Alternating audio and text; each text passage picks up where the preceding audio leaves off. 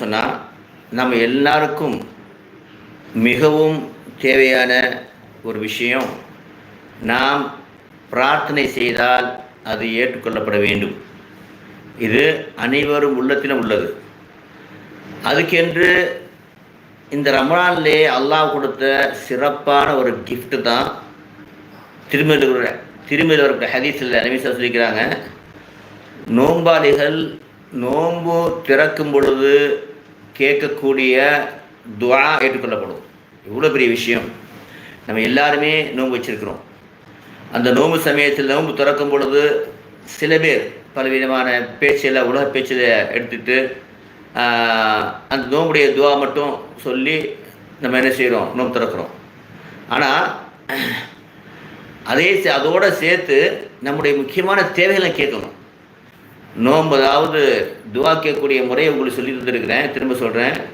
ஸலவாத் 3 தடவை, லா இலாஹ இல்லா அன்த சுப்ஹானக இன்னி குன்து மினல் ஸாலிமீன் 3 தடவை, லா ஹவ்ல வலா குவத்த இல்லா பில்லாஹில் அலியில் அஸீம் 3 தடவை ஓதிட்டு, யா அல்லாஹ், நான் ஓதிய இந்த ஸலவாத் இந்த திக்ருடைய பரக்கத்தை கொண்டு, ரகசியங்களை கொண்டு, என்னுடைய இந்த நோம்புடைய இப்போ நோம்பு திறக்கிறோம், இந்த நோம்புடைய பரக்கத்தை கொண்டும் ரகசியங்களை கொண்டும் என்னுடைய துவா ஏற்றுக்கொள்வாயாக அப்படின்னு என்ன செய்யுங்க, துவா செய்யுங்க. நிச்சயமாக அல்லாஹ் ஏற்றுக்குருவான். நமக்கு வாய்ப்பு 30 நோம்பு கொடுத்துருக்கான் அல்லாஹ் தஆலா. 30 நோம்பு நம்ம என்ன செய்யலாம், நம்ம தேவையை கேட்கலாம். ஒரு தேவை தான் கேட்கணுமா அப்படிலாம் கிடையாது. உங்களுக்கு எது முக்கியமோ அதை முதல் கேட்டுருங்க, பாக்கி எல்லாத்தையும் கீழே அப்படி கேட்டுருங்க வரிசையாக. சரியா?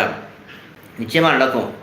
அது மாத்திரம் இல்லாமல் இதை ஒவ்வொரு தொழுகைக்கு பின்னாட்டியும் நம்ம என்ன செய்யணும்னு சொன்னால், நான் சொன்ன மாதிரி 3 தடவை கேட்டுவாங்க. ஏன்னா ஒவ்வொரு தொழுகைக்கு பின்னாட்டியும் கேட்கக்கூடிய துவா, ஃபர்லான தொழுகைக்கு பின்னாடி கேட்கக்கூடிய துவா ஏற்றுக்கொள்ளப்படும். ஆகவே இந்த வக்தை பயன்படுத்தி கொள்ளுங்கள். ரம்லானில் இந்த ரம்லானுடைய தொழுகை, ரம்லான் இல்லாத மாதத்தில் கேட்கக்கூடிய துவா ஏற்றுக்கொள்ளப்படும். ரம்லானுடைய அந்த ஃபர்லான தொழுகைக்கு பவர் இருக்குது. ஏன்னா 70 மடங்கு மற்ற நாட்களிலே 70 மடங்கு 70 தொழுகையை விட சிறந்தது. ஆக அந்த சமயத்தில் நீங்கள் கேட்கும்போது துவாவும், நோம்பு திறக்கும்போது கேட்கக்கூடிய துவாவை ஏற்றுக்கொள்வதனால நீங்கள் உங்களுக்கு என்ன தேவையோ, என்ன தேவையானாலும் சரி, எவ்வளோ லட்சமாக இருந்தாலும் சரி, எவ்வளோ கோடியாக இருந்தாலும் சரி, அதை பற்றி கவலைப்பட வேண்டாம், கேளுங்கள். அதுக்கான வழிவகையில் எல்லாம் அமைத்து கொடுப்பான். ஆகவே கண்டித்துக்கொள்ளே இதனை பயன்படுத்தி கொள்ளுங்கள். அது மாத்திரம் இல்லாமல் நாம் அனைவருமே இப்போ பார்ப்போம், ஒவ்வொருவரும் ஏதாவது ஒரு இயக்கத்தில் இருக்கிறாங்க. நாம் ஒரு இயக்கத்தில் இருக்க வேணாமா? அல்லாவுக்கு பிடித்த ஒரு இயக்கம் என்னன்னு சொன்னால், அல்லாவே குரானில் ஆர்டர் போட்ட ஒரு இயக்கம் என்னன்னு சொன்னால், நீங்கள் நன்மை ஏவி தீமையை தடுத்து கொண்டிருங்கள் அப்படிங்கிறது அல்லாஹ் ஒரு கட்டளை. ஆகவே அந்த நன்மை ஏவி தீமையை தடுக்கக்கூடிய அந்த அழைப்பாளர்களுடைய இயக்கம், இது அழைப்பாளர்களுடைய இயக்கம். இதுக்கு என்ன அழைப்பாளர்கள் என்ன செய்வாங்க சொன்னால், 2 விஷயத்தை செய்வாங்க. ஒன்று நன்மை ஏவுவாங்க, தீமை தடுப்பாங்க. அந்த இயக்கத்தில் நாம் அனைவரும் ஒன்று கூட வேண்டும். ஏன்னா ஒவ்வொருத்தரும் ஒவ்வொரு ஒரு குரூப்பில் இருந்துட்டு இருக்கிறாங்க. நம்முடைய இது என்னன்னு சொன்னால், நபிசா சொன்னாங்க, 70 உம்மத்து 73 பிரியும், அதில் ஒன்று தான் சொர்க்கம் போகும்.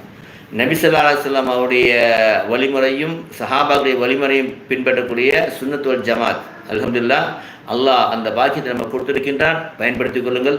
நம்முடைய துவா கபூலாக இருக்குது. இன்னொரு விஷயம் என்னென்னு சொன்னால், இந்த நன்மை ஏவி தீமை தடுக்கணும். முக்கியமான விஷயம்னு சொன்னால், அனைத்து மக்களுமே செய்ய வேண்டிய முக்கியமான விஷயம், ரமலானை மட்டுமல்லாமல் இது ரமலான்கிற ஒரு மாத பயிற்சி பார்ப்போம். ரமலான் முழுவதும் பள்ளிவாசல் ஆப்பட்டது நிறைந்து கிடக்கும்.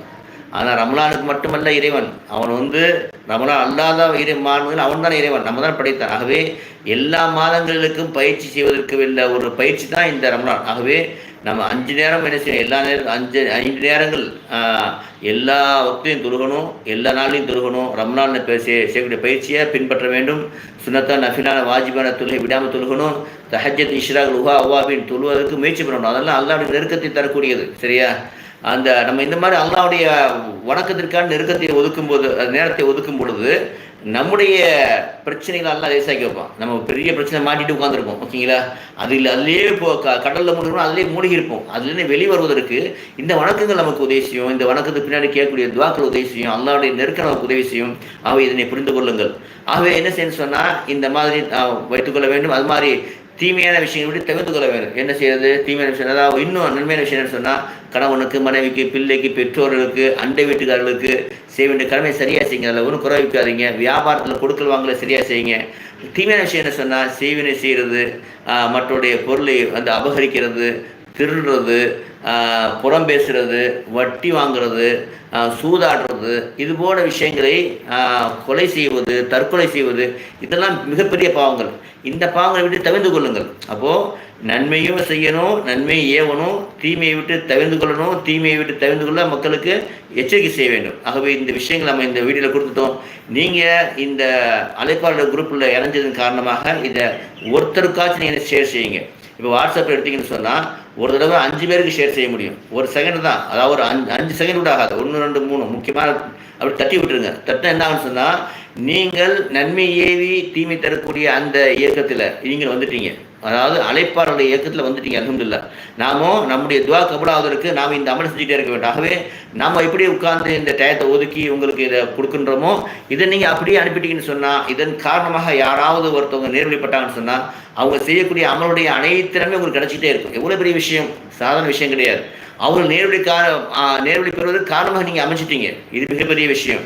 உங்களுடைய துவா கபூலாக காரணமாக. ஏன்னா நபி சொன்னாங்க, நீங்கள் நன்மை ஏவி தீமையை தடுத்துக்கிட்டே இருங்க. அப்படி இல்லைன்னு சொன்னால் அல்லாஹ்வுடைய வேதனை இறங்கும். நல்லா புரிஞ்சுக்கோங்க. நீங்கள் மட்டும் அமல் செஞ்சால் மட்டும் வராது. நபி ஸல்லல்லாஹு மட்டும் அவங்க அமல் அவங்க மட்டுமே அமல் செஞ்சுட்டாங்கன்னு சொன்னால் இந்த உலகத்துக்கு தீன் வந்திருக்காது. சஹாபாக்கள் மட்டுமே அமல் செஞ்சுட்டாங்கன்னு சொன்னால் இந்த உலகத்துக்கு தீன் வந்திருக்காது. ஆகவே தாங்கள் அமல் செய்த இதனை மக்களுக்கு எட்டி வைத்தார்கள். அந்த பயணத்தை நாம் செய்யணும். நம்ம வெளியே போகவே தேவையில்லை. இப்போ ரொம்ப ஈஸியாகிட்டான் அல்லாஹ் தாலா. இந்த ஃபோனில் என்ன செய்யலாம், நீங்கள் எத்தனை பேருக்குலாம் குறைஞ்சபட்சம் அனுப்பலாம். ஆகவே குறைந்த ஒரு ஆள், மீடியம் 5, அதுக்கு மேலே எவ்வளோ அனுப்பினாலும் சரி, அதன் காரணமாக ஒருத்தருக்கு நேர்வழி விட்டான்னு சொன்னால் அது உங்களுடைய வெற்றிக்கு காரணமாக அமையும். எல்லாம் அல்லாஹ் தஆலா கபூல் செய்வானாக. அந்த இயக்கத்திலே இணைந்து இம்மை வெற்றி பெற்று கொடுத்த என்னை உங்களை ஆக்குவானாக. வாஹிதான் அல்ஹம்துலில்லாஹி ரப்பில் ஆலமீன்.